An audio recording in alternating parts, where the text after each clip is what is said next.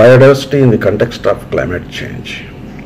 This is Professor A.J. Solomon Bras, Head of the Department of Environmental Sciences, Andhra University, Andhra Pradesh State.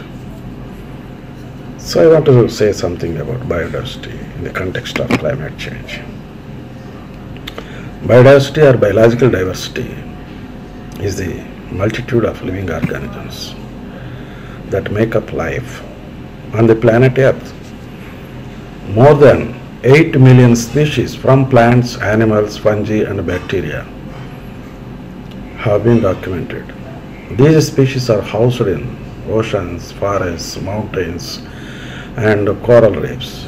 Biodiversity is evaluated in terms of variation within species, between species and of ecosystems as well. Its survivability and sustainability is a function of web of interactions taking place between plants, animals and microorganisms. Biodiversity is the basis for the emergence of various human cultures, traditions and civilizations over a period of time. And as on today, we have developed very impressive civilization across the globe. Biodiversity is the foundation of most of our industries and livelihoods. It aids to regulate climate through carbon storage by carbon sequestration process, and also it is responsible for the occurrence of rainfall seasonally. It filters out air and water.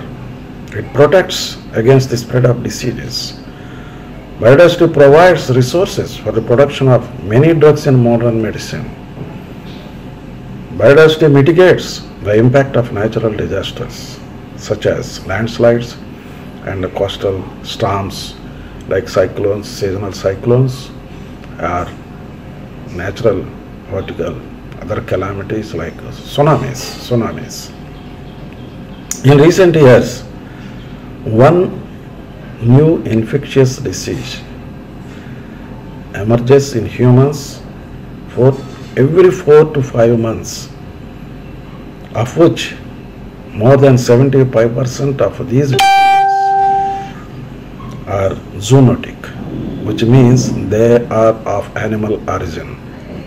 These diseases spill over to human beings. As human beings, if we destroy animal habitats or animal species or trade wildlife illegally, now nature in the form of biodiversity is totally in severe crisis, as we are losing species at a rate 1,000 times greater than at any time in recorded human history. I repeat, in recorded human history. And 1 million species face extinction.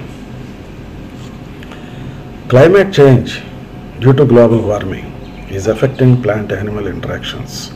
We all know pretty well global warming is because of greenhouse gases, which come from various human activities in urban sector or domestic sector, industrial sector, transport sector and agricultural sector.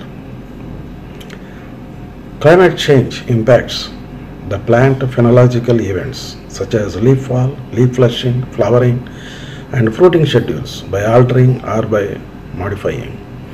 These phenological events are annual events in case of plants, but the timings of these annual phenological events are now being affected because of alteration in temperature pattern and rainfall pattern and a local microecological climatic pattern.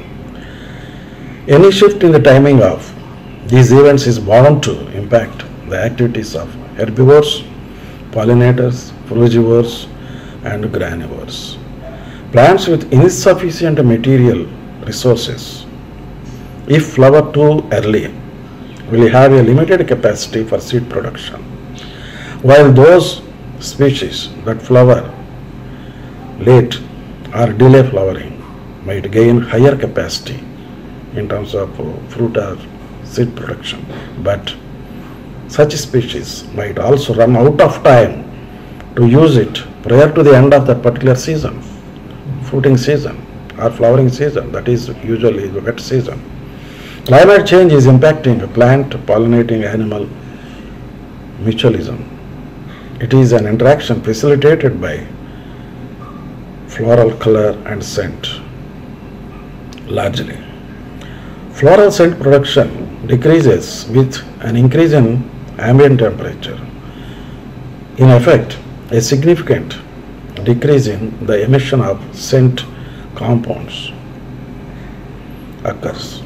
This drop in floral scent production is the result of arrested expression and activity of proteins that help in the biosynthesis of the compounds.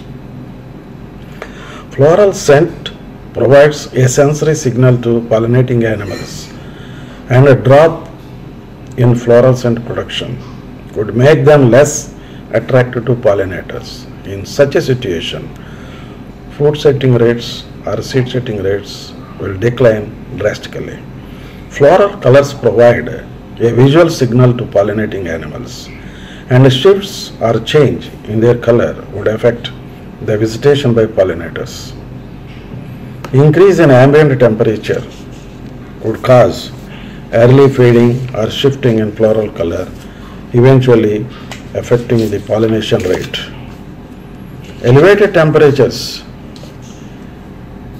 affect the physiology of flowering plants, due to which production rate of flowers, nectar and pollen is altered. Here, nectar is offered as a reward for pollinating animals, and pollen is also offered as a reward. If nectar levels, production levels by quantity and quantity, pollen by quantity and quality, if they are altered because of the physiological changes in the plants, so then that would automatically affect or influence pollinating animals. Warming temperatures influence foraging activity, body size at maturity, as well as the individual lifespan of insect pollinators. Insect larvae mature into adults sooner. Some bird species lay their eggs earlier in the season, and many plants bloom or flower earlier.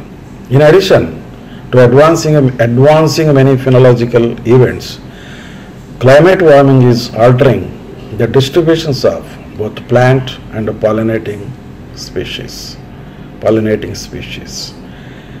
The general public, educated elite, and policymakers should be enlightened about the importance of biodiversity for meeting the very basic requirements in our day-to-day life. People should understand that technological developments or technology itself do not provide food, but only biodiversity provides food, breathable air, medicines, and a livable environment. It is only the biodiversity which gives us ecological security, food security, nutritional security, and environmental security in which we all live. So therefore it is high time to document the present state of genetic variation levels within species, between species, and ecosystem diversity in order to take concrete corrective actions for the sustainability of the still available biodiversity, to shield us especially from zoonotic diseases. One such prominent one is COVID, failing which humanity may be wiped out soon from this planet. Thank you.